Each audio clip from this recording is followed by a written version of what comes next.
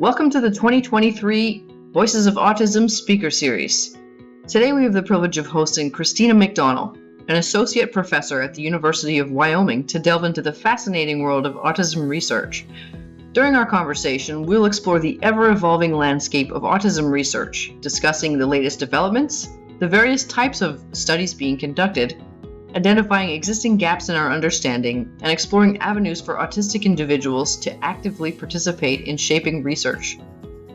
Join us as we embark on this enlightening discussion with a true expert in the field.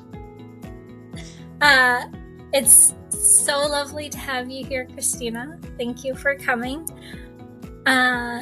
So we wanted to talk to you a bit about autism in research. And some of what that entails, some of the changes that have happened over the last 10 years or so. And so our first question for you is, what do you think has been the biggest challenge for autism researchers since the DSM-5 has been released?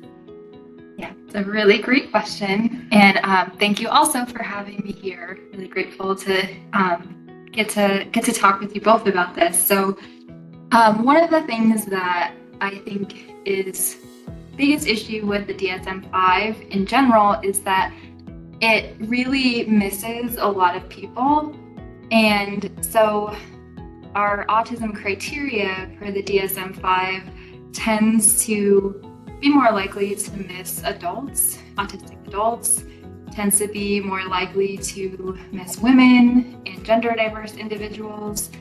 And so I think it's a really imperfect set of criteria where, it doesn't include everyone who is autistic or is on the spectrum. And so I think that's a big problem with it that we've heard a lot in research. You know, we have a lot of people, as you know, in some of our collaborations where people may not have had access to a diagnosis or haven't had positive experiences with diagnosis. And then sometimes they can be excluded from research based on that if they don't have a DSM-5 diagnosis. So in research, lots of people are really trying to advocate to not rely on DSM-5 diagnoses so that we can be more inclusive of everyone who wants to participate in research and not rely on criteria that misses a lot of people. What would you say are some of the benefits that the DSM-5 has brought for autism research? Yeah, so I think I had more for the challenges and the limitations of the DSM-5, but I do think that one of the benefits is that it tried to move towards thinking about autism more inclusively. So by kind of moving from separate categories in the DSM-4, now things like Asperger's and pervasive developmental disorder, now that's all under one autism label. And so I think that shift was trying to be more inclusive of the whole spectrum. And so I think that's one of the biggest benefits that it has had. But researchers are debate a lot about is that helpful and when it's helpful and when that might maybe not fit for some people. So I think the main benefit has been trying to think about the autism spectrum more inclusively, but there's a long way to go. What other advantages do you think have been beneficial to autism research? I have a lot of notes here. There's lots of things I would say about this question, but I think one of the exciting things I've seen is more and more of a focus on neurodiversity within autism research. And so that means lots of things. Like I mentioned, some people try to be more flexible, not rely on a DSM diagnosis to try to accommodate and include lots of neurodiverse identities in research. I think there's also been a lot of increase in community-based research and co-designed research that really centers autistic collaborators and autistic researchers And I think that is so important for making sure that our research is being done in ways that matter and involve autistic people as researchers. And so that's been really exciting to see. And I also think there's been more and more of a focus on mental health. So I would say in the last several years, like mental health specifically has been a really big focus of research studies, much more so even in the past. So I think that's a really exciting development too. What areas of autism do you feel like need further study? I also love this question. So I mentioned that, one of the improvements in research has been more of a focus on mental health, but I think there's still a long way to go to better understand how to support mental health for autistic people. So we've heard a lot in our research about the importance of understanding how sensory differences relate to mental health and how to design spaces so that they are affirming for sensory differences, so that when you see a therapist, they know how to support your sensory functioning and your sensory experience in that therapy setting. And then something that my team and my work focuses on is trauma specifically. We've heard a lot about how trauma and stress plays a really big role in mental health for everyone, but especially for autistic people. And to date, we haven't had much research on how to support autistic people who have experienced trauma, how to prevent that from happening, how to design therapy in a way that's affirming for those experiences. So that's something that I think is really essential to study more. And then I also think just research into how to make our healthcare spaces and our systems more accessible is really critical. So I've been really fortunate to partner with Kayla, trying to understand how to improve pregnancy healthcare services for autistic people, which Kayla is the expert in, but there's just such a huge gap. There's, we could go on for a while about that, but there's to date been such little focus on how to make pregnancy services inclusive, affirming, sensory affirming. So I think that's really important to study, but there's lots of healthcare places where we have a long way to go in terms of understanding how to improve those experiences. And then I'll try to keep this answer short, but I also think just more of a focus on supporting autistic adults. Lots of the research in the past hasn't included adults or has been child focused. And of course there's a place for that, but I think adults, older adults, adults with diverse identities have really not been included in research. So that's a big priority.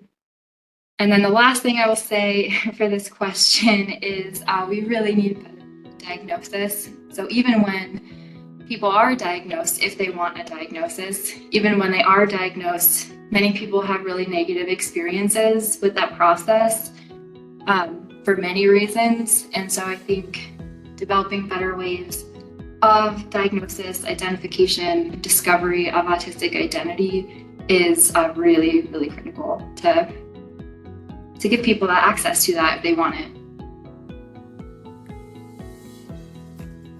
And how do you feel autism research has advanced in the last 10 years?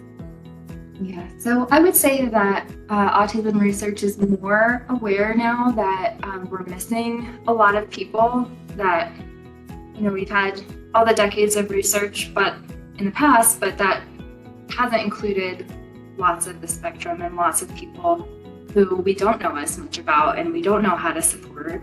So I think research is becoming more aware that we have a long way to go to be reaching everyone and to be including everyone in autism research.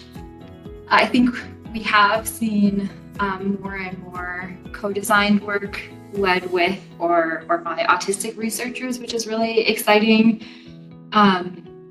And I think there's been a lot more mixed methods work. So now there's a lot of exciting qualitative research where we're trying to get people's first person perspectives and really understand lived experiences. So like doing really in-depth interviews rather than just giving people a bunch of questionnaires. I'm trying to get more creative about the ways that we learn and the ways that we involve autistic people in research. So that's been, I think, very promising and something that I hope will continue moving forward. That's amazing. And it leads to the next question, which is my favorite question of all questions that ever questioned. How can autistic people get involved in the research? Yeah, also a really important question. And I think the first thing I wanted to say about this is that I think it's on the research community and non-autistic people to make this happen. I think, the research community should make this easy to do and should make this accessible. And that's not always how it is right now, which is a big problem. So it should be accessible to everyone who wants to participate in research. And so I think there are lots of ways to get involved, either as a participant or actually doing the research yourself and leading research. And so some groups now have started, some community groups have started making groups to make this happen.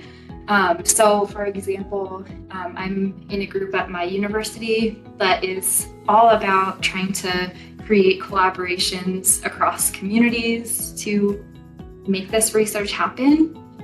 So I guess one practical idea I had is that most organizations should have some type of information about community-based research or research studies. Often on websites, there's like a research page or a contact person where people can reach out to ask about either being involved, taking research studies, or collaborating on them and leading them. So sometimes that information is online, but if it's not there, these groups and these organizations can always be started, which I think is a really exciting thing to start some of these community-based collaborations. I also wanted to mention the Aspire network, which I think you all may collaborate with a little bit. I know Thackeray works with them, but they are really a great leader in this space where they have created lots of research or lots of opportunities for people to sign up for research, not just to be involved, but to lead research. And so their website would be a great place to start to see what that can look like. Forget the URL of the website, but if you Google the Aspire network, that would be a great resource for people. And there's also lots of ideas out there about, once you are involved in doing research, how to make that a positive experience. So the Aspire network has developed a lot of resources for that. So, how are onboarding materials inclusive? How do you do all the training that sometimes goes along with a formal research study, like some online research things that you need to do, and people are really pushing to try to make that more inclusive for everyone to be able to access. There's lots of online trainings for that now, which is exciting. And then the last thing I'll say is that some researchers have developed what's called a research passport, where autistic people can kind of fill it out. And this isn't going to work for everyone or be a perfect fit, but they can kind of enter the things that they care about, what supports would be important for them to be able to be involved in research. So that's a really exciting tool that I've seen now to try to make the process more inclusive. But happy to expand on that wherever it's helpful. And also would defer to Kayla's expertise. As someone I've been able to collaborate with on a similar type of project, which has been amazing. Awesome, thank you. And how do you think research could benefit autistic individuals or the autistic community as a whole? So I think when research is done well, when it's done in partnership or led by autistic people, it can really be a helpful advocacy tool So it can help show organizations and community settings and healthcare settings, the needs and what the autistic community wants and what they care about. So I think it can be a really helpful way of advocating for change.